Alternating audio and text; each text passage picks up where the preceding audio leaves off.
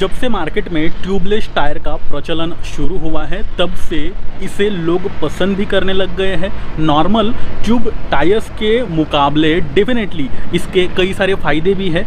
तो क्या tube tyres फिर किसी काम के नहीं रहे या फिर इसे किसी काम में नहीं लाया जा सकता? क्या ट्यूब टायर्स को कहीं इस्तेमाल किया ही नहीं जा सकता?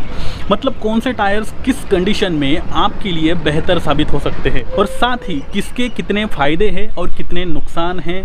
सवाल जवाब सारे हैं, बहुत सारे हैं, सब कुछ जानते हैं। बने रहे मेरे साथ। मैं हूं चेतन पाटिल और आप देख रहे आस्क ऑटो गुरु। स्वागत है आप सबका फिर से एक नए ब्लॉग में। जैसे आप लोग जानते ही हो कि यहाँ महाराष्ट्र पुणे में लॉकडाउन लगा पड़ा है।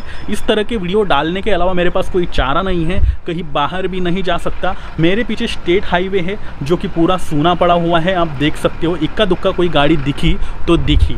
खैर बढ़ते हैं अपने सब्जेक्ट पे, और इसीलिए मैं कहीं बाहर नहीं जा पा रहा हूँ, अपनी गैलरी से ही ये सारे वीडियोस शूट कर रहा हूँ। तो आइए अभी टॉपिक पे बढ़ते हैं और देखते हैं। वैसे देखो, हम सब जानते ही हैं कि ट्यूब टायर्स और ट्यूबलेस टायर्स में बेसिक फ़र्क क्या है। ट्यूब टायर्स में ट्यूब डाला जाता है जिसमें बाकायदा हवा भी भरी जाती है, लेकिन ट्यूबलेस टायर्स में पूरा का पूरा जो टायर होता है वो अपने रिम के साथ, अलॉय के साथ अटैच होता है, जिसमें ट्यूब नहीं होता है और इसीलिए उसे ट्यूबलेस टायर कहा जाता है। अब ये तो हम सब जानते हैं। इसके अलावा अब जानते हैं कि क्या है इन दोनों के फायदे और नुकसान। कल मैंने टायर्स के ऊपर एक वीडियो डाली थी, पतले टायर्स वर्सेस मोटे टायर्स, छोटे टायर्स वर्सेस मोटे टायर्स का भी एक डाल रखा है। उसके अलावा एक और डाला था जिसकी लिंक मैं डिस्क्रिप्शन में दे दूंगा, जिसमें मैंने बताया था कि रोलिंग रेसिस्टेंस ये क्या चीज़ है। अगर आपने उस वीडियो को नहीं देखा है तो मैं यहाँ साइड में लिंक उसकी दे दूंगा या डिस्क्रिप्शन में भी दे दूंगा, जहाँ मिले देख लेना। और अगर नहीं आपको पता है रोलिंग रेसिस्टेंस तो मैं बता देता हूँ आपको। तो जब भी कोई कार या बाइक या कोई भी व्हीकल रोड पे चलता है तो उसके टायर्स का जितना भी पोर्शन रोड से कांटेक्ट में आता है, रोड के कांटेक्ट में आता है, साथ ही इंजन से निकलने वाली पावर कितनी रुकावट की, बिना रुकावट के या फिर जितने रुकावट के व्हील्स को यानी कार को या फिर बाइक में लगे टायर्स को जितने कम रुकावट के आगे जो है मूव कर रहे हैं, इसी चीज़ को यानी उसी रुकावट को, उसी को रोलिंग रेसिस्टेंस कहा जाता है। सिंपल लैंग्वेज में बताऊँ तो देखो, दो समझ लो टायर्स है। एक पल्सर 125 का रियर टायर है और वही SP 125 का रियर टायर है। पल्सर 125 का रियर टायर ब्रॉड है, SP 125 का थोड़ा पतला है। तो यहाँ पे रोलिंग रेसिस्टेंस ज़्यादा पल्सर 125 की रहेगी क्योंकि वो ब्रॉड है और उसका ज़्यादा एरिया आपका रोड के कनेक्ट में आ रहा है। तो मेरे हिसाब से आप इसे समझ गए होंगे अच्छे से। ट्यूब टायर्स में ट्यूबलेस टायर्स के मुकाबले रोलिंग रेसिस्टेंस ज़्यादा होता है। तो जब बाइक में हवा कम हो तो ट्यूब टायर में लगा हुआ ट्यूब और जो उसके ऊपर लगा हुआ टायर है, उन दोनों में फ्रिक्शन शुरू हो जाता है, जिस वजह से ट्यूब वाला टायर का रोलिंग रेसिस्टेंस बढ़ जाता है, यानी वो ब्रॉड हो जाता है, फैल जाता है। और इसी वजह से बाइक को मूव करने में इंजन को ज़्यादा पावर लगानी पड़ती है। तो अगर इंजन को ज़्यादा पावर लगानी पड़ रही है तो जाहिर सी बात है उसमें पावर प्रोड्यूस करने के लिए ज़्यादा फ्यूल की ज़रूरत भी होगी।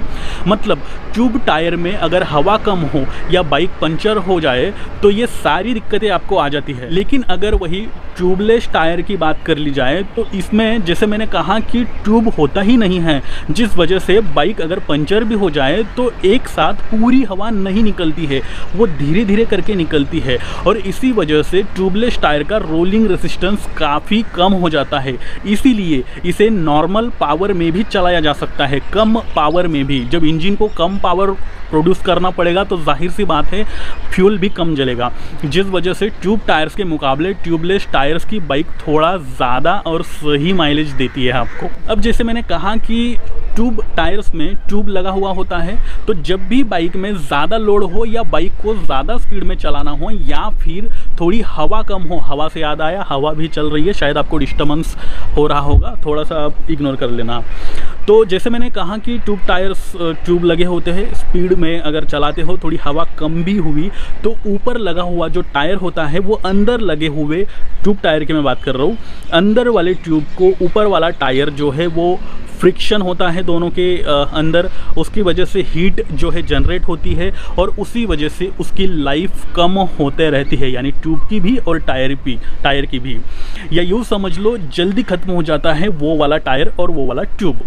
अब इसी के अगर उल्टा ट्यूबलेस टायर्स में मैं बात करूं तो इसमें ट्यूब होता ही नहीं है, जैसे मैंने कहा उसमें फ्रिक्शन का सवाल ही नहीं होता। तो जाहिर सी बात है कि ट्यूब टायर्स के मुकाबले ट्यूबलेस टायर्स की लाइफ थोड़ी सी ज़्यादा होती है। वही ट्यूबलेस टायर्स थोड़े लाइट वेट होते हैं ट्यूब टायर्स के मुकाबले, और ज़्यादा स्पीड में ट्यूब टायर्स के मुकाबले ट्यूबलेस टायर की स्टेबिलिटी या फिर यूँ समझ लो हैंडलिंग थोड़ी सी अच्छी मानी जाती है। इसके अलावा एक कॉमन सी थिंक है, मेरे हिसाब से आप सभी को पता होगी, जब भी आप किसी बाइक में आपके किसी बाइक में जो टायर होता है अगर वो ट्यूबलेस है या फिर ट्यूब टायर है, उसमें अगर कील घुस जाए, कोई नुकीली चीज़ उसमें लग जाए तो टायर्स की सारी हवा निकल जाती है अगर वो ट्यूब टायर हुआ तो, और उसे फिर आगे बढ़ाना मुश्किल हो जाता है। लेकिन वही अगर ट्यूबलेस टायर है तो उसकी पूरी की पूरी हवा तुरंत नहीं निकलती है, वो धीरे धीरे निकलती है। और ऐसे सिचुएशन में भी आपको अगर कहीं दूर दरार आप अटके पड़े हो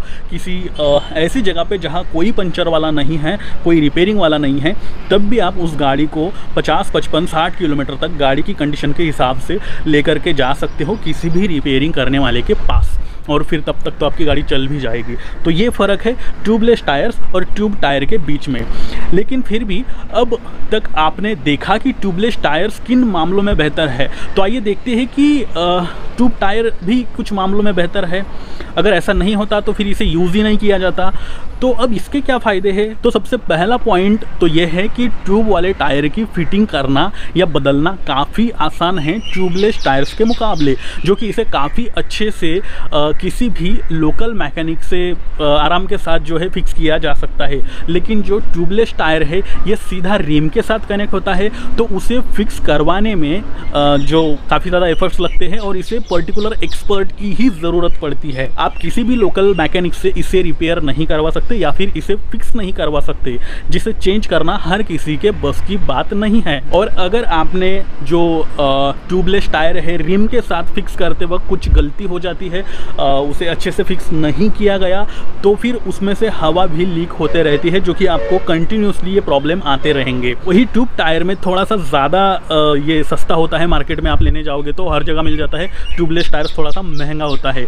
इसी के साथ अगर ट्यूबलेस टायर में साइड से थोड़ा कट लग जाए, कहीं आपको चीर लग जाए, चीर इट मीन्स कहीं कट जाए वगैरह, तो ऐसे में पूरा का पूरा ट्यूबलेस टायर्स चेंज करने की सलाह दी जाती है। उसे कंटिन्यूसली वैसे ही चलाओ ऐसा नहीं हो सकता, मतलब कुछ कंडीशन में चलाया जा सकता है, कुछ कंडीशंस में नहीं चलाया जा सकता है, मैक्सिमम कंडीशंस में मना किया जाता है। तो ऐसे में वो महंगा तो मिलता ही है, उसका खर्चा भी ज़्यादा लगता है। इसके अलावा जो ट्यूब टायर होता है वो किसी भी कंडीशन में, मतलब कुछ सिलाई वगैरह लगा करके, गेटर वेटर लगा करके, या फिर यूँ समझ लो कि आप उसमें अंदर से कुछ चिपका के वगैरह वो आगे चला सकते हो कुछ दिनों तक।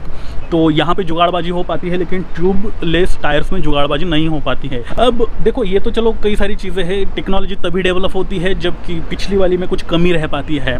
तो यही था, ट्यूबलेस टायर्स में कुछ कमी ट्यूब टायर्स में कुछ कमी रह गई थी, कुछ और ज़्यादा चाहिए था, इसलिए ट्यूबलेस टायर्स का जन्म हुआ। तो अगर सिंपल लैंग्वेज में बताऊँ कि आपके लिए बेहतर क्या है, ट्यूबलेस टायर से या फिर ट्यूब टायर है, फ़र्क तो वैसे मैंने बता दिया, लेकिन फिर भी मैं आपको एक चीज़ बताना चाहूँगा कि अगर पॉसिबल है तो ट्यूबलेस टायर्स वाली गाड़ी लो। इसके कई सारे फ़ायदे हैं, नुकसान बहुत ही कम है। देखो खर्चे वाली चीज़ इसलिए क्योंकि नई टेक्नोलॉजी है और ये काफ़ी बेहतर है। आप किसी भी तरह के रास्तों पर इसे लेकर के जा सकते हो और ये हैंडी है, हैंडलिंग काफ़ी अच्छी होती है इसकी। प्राइस ठीक है, चलो थोड़ी बहुत ज़्यादा होती भी है। लाइट वेट होते हैं ट्यूबलेस टायर्स ट्यूब टायर के मुकाबले, कॉर्नरिंग वगैरह में काफ़ी ईजी साबित होते हैं, कम घिसते हैं, लॉन्ग लाइफ होते हैं, तरह तरह के इसके फ़ायदे हैं। इसके अलावा अब अगर आप चाहते हो कि आपके कार और बाइक से रिलेटेड सभी तरह के सवालों के जवाब आपको एक ही चैनल पर अवेलेबल हो जाए, ऐसा आपको लगता है, तो ये चैनल सिर्फ आपके लिए है, इसे सब्सक्राइब करना ना भूले। साथ ही अगर अभी भी आपने मुझे इंस्टा, ट्विटर, फेसबुक पर फॉलो नहीं कर रखा है तो वहाँ पर जाकर आप मुझे फॉलो करके आपकी जो दुविधा है वो पूछ सकते हो। और वही अगर आपने इन दोनों वीडियोज़ को जो मेरे साइड में दिख रहे हैं, ये मैंने कल परसों ही अपलोड किया है, काफ़ी ज़्यादा नॉलेज आपको मिलने वाला है, उन्हें भी देख लेना। अब मैं चेतन पाटिल लेता हूँ आपसे विदा और फिर से मिलता हूँ ऐसे ही किसी नए इंटरेस्टिंग ब्लॉग के साथ। तब तक के लिए नमस्कार।